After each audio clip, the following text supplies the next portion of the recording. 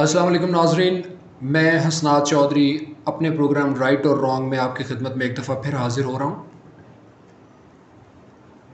हमारे जो मुआशरे में बहुत सारे मसाइल हैं, उनमें से आज मैं एक मसले पर थोड़ी आप लोगों को रोशनी डालने की कोशिश करूँगा। देखना ये है कि हमारे जितने भी प्रॉब्लम्स हैं, उनमें से एक बड़ा मेजर प्रॉब्लम ये है कि जब किसी के साथ कोई प्रॉब्लम या कोई मसला पेश आता है या कोई लड़ाई झगड़ा या किसी किस्म का कोई हादसा हो जाता है, तो क्या हम ये जानते हैं कि हमें फ़ौरी तौर पर क्या करना है? एक बात तो ये हो गई कि आवाम को बहुत अच्छे तरीके से पता है कि जब भी किसी किस्म का कोई मसला होगा तो हमें 15 पे कॉल करनी है, और 15 पे कॉल करने पर हम एक्सपेक्ट करते हैं कि पुलिस फ़ौरी तौर पर जाए वकुआ पर पहुँचेगी। बिल्कुल ऐसे ही होता। पुलिस कोशिश पूरी करती है जाए वकुआ पर पहुँचने की, लेकिन अक्सर औक़ात नहीं पहुँच पाती। जैसा कि आजकल एक बहुत हॉट टॉपिक चल रहा है आयशा अकरम वाला, जिसके अंदर आयशा अकरम ने पुलिस की 15 को कॉल की, लेकिन कॉल पर पुलिस वक्त पर ना पहुंच सकी, और पुलिस के बर वक्त ना पहुंचने की वजह से उसके साथ मसले मसाइल पेश आए। वो फैब्रिकेटेड है, वो प्री प्लान्ड है, या वो वाकई उसके साथ एक हादसा हुआ है, इस पर तो हम बहस नहीं कर सकते, क्योंकि ये तो ट्रायल चलने के बाद ही पता चलेगा कि उसके साथ क्या हुआ, उसने क्या किया, लोगों ने उसके साथ क्या किया, और उसको रिलीफ मिल सकता है या नहीं मिल सकता, या वो खुद कानून की जद में आ जाती है और अपने इस हथकंडे को, अगर उसने ये इस्तेमाल किया है, तो उसकी जद में आकर खुद को सज़ा दिलवाएगी। अब यहाँ पर पहली बात यह है कि 15 पर कॉल करने के बाद फौरी तौर पर आपने क्या करना है। पहला तो यह है कि कोई भी एमरजेंसी, कोई मसला मसाइल, कोई परेशानी आपके साथ पेश आती है, तो आप फौरी तौर पर दरख्वास्त लिखेंगे और दरख्वास्त लिख के आप पुलिस स्टेशन जाएंगे।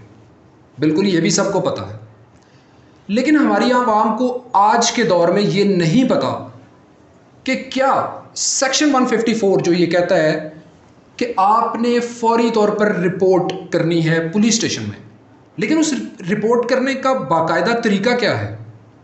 एक तो है कि आपने हैंड रिटन दरख्वास्त लिख के पुलिस वाले को दे दी। Any police officer who is available in the police station, he is going to handle your application. Okay, क्या आपने हाथ से लिखी हुई एप्लीकेशन जो पुलिस वालों को दी, अब उसका आगे क्या प्रोसीजर है। अक्सर ऐसा होता है कि पुलिस वाले या पुलिस ऑफिसर, SHO, और या कोई भी उस वक्त का ऑपरेशन का इंचार्ज या ऑपरेशन का कोई सब इंचार्ज, वो आपकी एप्लीकेशन को लेकर अपने दराज में रखकर भूल जाते हैं कि किसी के साथ कोई वकुआ पेश आया। बिल्कुल ये गलत तरीका है। आजकल ऐसा नहीं है। आजकल आपको फौरी तौर पर जाए वकुआ के फ़ौरन बाद, विदाउट एनी टाइम लैचेस, जो कि अदालत बहुत कीनली ऑब्जर्व करती है कि जिस वक्त ये वकुआ पेश आया, क्या उस वक्त आवाम का वो जो रद्द-ए-अमल था, क्या उस रद्द-ए-अमल के अगेंस्ट जिसके साथ जो भी ज़्यादती हुई, क्या उसने जाकर उसको पुलिस स्टेशन में कंप्यूटराइज नंबर लगवाया, क्या उस रिपोर्ट को कंप्यूटर में दर्ज कराया गया, जिसका फौरी तौर पर एक नंबर लगता है, और वो नंबर इमीडिएटली लगने के बाद IG ऑफिस में उसकी इंफॉर्मेशन चली जाती है।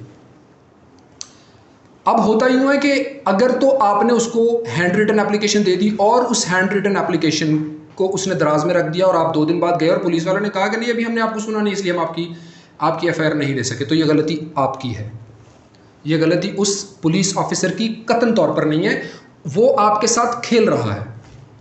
आपको चाहिए था कि आप फौरी तौर पर उस दरख्वास्त को कंप्यूटर नंबर लगवाते और उसके बाद अपनी उस दरख्वास्त का फॉलोअप लेते कि क्या मेरी FIR दर्ज हुई है या नहीं, जो कि आपका हक है, जो आपका राइट है, आम आवाम का राइट है। किसी भी मसले के दरपेश आने पर उसका कंप्यूटर में उस एप्लीकेशन का अंदराज होना और उसकी FIR का दर्ज होना, ये आपका बेसिक राइट है, जो आपने लेना है, और अपने हक के लिए ही तो आपने लड़ना है। बहुत सारे मामलात ऐसे हैं जो पुलिस वाले उसको रिड्रेस नहीं करते। पुलिस वाले मैक्सिमम एफर्ट्स पुट कर रहे होते हैं कि हमारे इलाके में जो दरख्वास्तें आती हैं उन पर पर्चे कम से कम दर्ज हों, FIR कम से कम रिकॉर्ड हो। इससे उनकी ACR बेटर होती है, उनकी प्रमोशंस में बेनिफिट्स होते हैं। दैट्स अ सेपरेट चैप्टर जिसे हमें इस पर डिस्कस नहीं करना, और इस सेपरेट चैप्टर को डिस्कस ना करने की वजह यह है कि बात बहुत तूल पकड़ जाएगी। अब आपने जब उसको वहाँ पे कंप्यूटर पे दर्ज करा दिया, तो IG office almost every day there is a department every day उस एसएचओ को और उस पुलिस स्टेशन को खींचता है कि इस दरखास्त का क्या बना। लेकिन अगर वो हैंड रिटन एप्लीकेशन जो कि पुलिस वाले ने दराज में रखी हुई थी, अगर उसी एप्लीकेशन पर आपने इक्तफा कर लिया और आपने उसी पर बुनियाद रख ली, तो आप यकीन जानिए आपकी रिड्रेसल नहीं होगी और आपको वहाँ से रिलीफ नहीं मिलेगा। एफआईआर का दर्ज करवाना कंप्यूटराइज एप्लीकेशन के थ्रू होता है।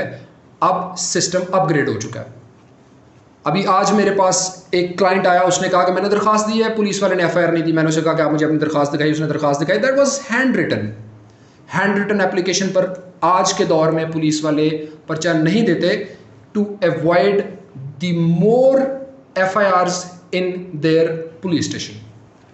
वो अपने पुलिस स्टेशन में नहीं चाहते कि ज़्यादा से ज़्यादा दरखास्तें आएँ, ज़्यादा से ज़्यादा एफआईआर्स दर्ज हों, क्योंकि उससे उनकी एसीआर ख़राब होती है कि आपके इलाके में इतना क्राइम क्यों हो रहा है। मिसाल के तौर पर एक महीने में एक थाने में 100 पर्चा दर्ज हुआ। उस 100 पर्चे के दर्ज होने से उस पुलिस ऑफिसर की खिंचाई हो सकती है कि भाई तुम्हारे इलाके में 100 ऑफेंसेस हो गए, तो वो मैक्सिमम एफर्ट्स पुट करता है कि मैं उनको कम से कम करूं। वेर उसे नहीं पता होता कौन सही है कौन गलत है, और वो कोशिश करके हर बंदे को टालने की कोशिश करता है।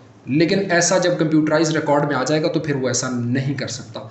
उसको आपकी एफआईआर दर्ज करनी पड़ेगी या आपको सुन के उसके खिलाफ लिखना पड़ेगा कि ये एफआईआर दर्ज होने के काबिल नहीं है। बहुत सारे लोग ऐसे भी हैं जो फेक, बेबुनियाद, झूठी एफआईआर दर्ज करवाने के लिए थाने में चले जाते हैं। बिल्कुल हमारे माशरे में ऐसा भी है। लेकिन इसका ये मतलब हरगिज़ नहीं है कि जिसके साथ ज़्यादती हुई है उसकी एफआईआर दर्ज ना हो, और जिसके साथ ज़्यादती नहीं हुई वो वहाँ से झूठ की बुनियाद पर एफआईआर दर्ज करवा के चला जाए। मुख्तलिफ जराइम के, मुख्तलिफ ऑफेंसेस के मुख्तलिफ सेक्शंस हैं कानून के अंदर। अब देखना यह है कि आपके साथ क्या प्रॉब्लम आया, और आपको ये भी इंश्योर करना है कि जो ज़्यादती आपके साथ हुई, क्या उस ज़्यादती का बाकायदा रिड्रेसल उस एफआईआर के थ्रू आपका होगा भी या नहीं। मिसाल के तौर पर आपने चोरी की एफआईआर कटवाई, आपने चोरी के दौरान आपके साथ ज़्यादती हुई, आपको मारा गया, आपको पीटा गया, उसके सेक्शन नहीं लगाए गए। ये नाज़रीन बहुत बेसिक चीज़ें हैं जो मैं आज पहले दिन आपको बता रहा हूँ। इतनी बेसिक चीज़ें हैं कि ये सबसे पहला पॉइंट है कि आखिर जब भी आपके साथ कोई प्रॉब्लम आता है क्रिमिनल ऑफेंसेस में, तो आपने उसकी रिड्रेसल कैसे करवानी है। इस बेसिक चीज़ में सबसे मेजर चीज़ समझने वाली आज की ये थी कि आपने दरख्वास्त को नंबर ज़रूर लगवाना है, और उस दरख्वास्त का नंबर आपने ज़रूर लेना है। बाकायदा उसकी कॉपी भी लीजिए। वो कंप्यूटर सेक्शन आपको उस दरख्वास्त की कॉपी देगा जिसके ऊपर एक नंबर होगा, और number right away IG office में चला जाता है। Computerise section online, everything is now online, हर चीज़ ऑनलाइन है। अब एसएचओ का यहाँ तक काम है। ये बेसिक आपकी रिक्वायरमेंट थी, आपका बेसिक राइट था जो आपने ले लिया। अगर एसएचओ ने आपकी एफआईआर दे दी, ऑपरेशन के इंचार्ज ने आपकी एफआईआर दे दी, तो ये आपका पहला स्टेप हो गया कि आपकी चीज़ रिकॉर्ड हो गई। बाकायदा तौर पर पुलिस डिपार्टमेंट में आपकी चीज़ रिकॉर्ड हो गई। अब अगर पुलिस वाला एफआईआर नहीं देता तो उस पर हम अपने दूसरे प्रोग्राम में रोशनी डालेंगे कि आखिर आपने उसके बाद क्या करना है, कहाँ जाना है और किस तरह से रिलीफ लेना है। क्योंकि एफआईआर कटना आपका बुनियादी हक है। अगर आपके साथ ज्यादती हुई तो एफआईआर कटना आपका बुनियादी हक है। अब वो बुनियादी हक लेने के लिए आपको अदालत में जाना है, कौन सी रिट फाइल करनी है, कैसे करनी है, वो वकला भी आपको बहुत अच्छे तरीके से बता सकेंगे। लेकिन मैं इस नुक्ते पर अगले प्रोग्राम में रोशनी डालूंगा ताकि आपको फर्दर बता सकूं कि इसके बाद आपके पास आपका रिलीफ लेने का क्या तरीकाकार है। इसके साथ ही मुझे इजाज़त दीजिए और मेरा अगला प्रोग्राम देखना ना भूलिएगा, राइट और रॉन्ग, सिर्फ़ और सिर्फ नेशनल टीवी HD पर।